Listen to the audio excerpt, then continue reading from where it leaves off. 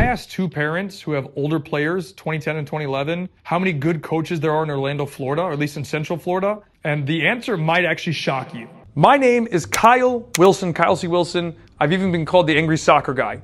I have worked with children as young as 2 years old, all the way to professional players over my current 10-year youth soccer career. And the professional players that I've worked with are Louis Nani from Manchester United, Benji Michel, Dom Dwyer, Teshuak Adeli, Ruan Tixela, Santiago Patino, and many others that have played the game at the MLS level and higher. And I've even trained the generational talent, Kawan Bazil, who is arguably the biggest talent coming out of Brazilian football right now, which gives me a lot of knowledge and information to share with people, and that's what I'm doing here.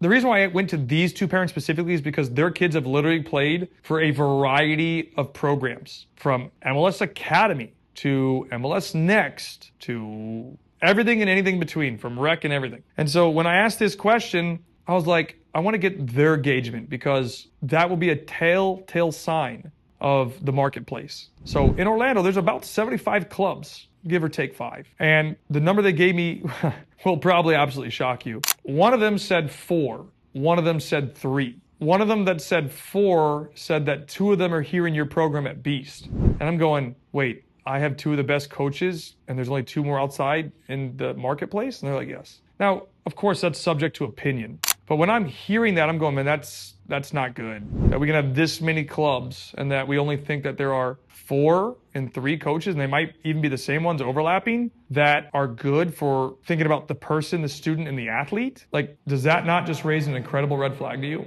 But what does that tell you? At least this is what I get from it. It's telling me that kind of 2 things. 1, the system is not designed for player development success or putting the kids first.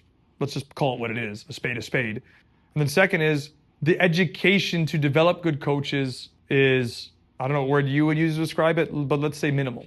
And it's true. I have my C license. When I took my C license, I'm going, the overwhelming majority of this information that we're being taught, you're not bringing that to your environment at club. So one example would be, they expected us to have half a field. How many coaches in club soccer do you know have half a field for training sessions? I don't know many. For example, at our Beast program, we're training on 4 5v5 fields.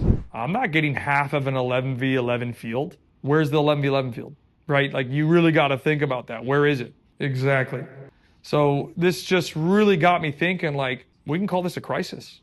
It's a crisis. Because if there's this many organizations in Central Florida, and these parents haven't taken their kids to every single place, but they've been to a lot of places, and they found 4. But we expect the United States men's national team to win a World Cup? Or we want to produce more professional players? Or we think that country is growing in the right direction? Sure, maybe participation numbers are high, okay. But I really don't even think it's that high. It's 6 to 7 million kids playing. We have a country of 350 million. That's high. What's the percentage on that? 1%? I'm doing the number off the top of my head. I mean, you guys can do the math. Let me know in the comments. Doesn't sound good. So just food for thought, because the system's got to change. And I think the way that we can make change is by stepping out of the system, like I did by retiring.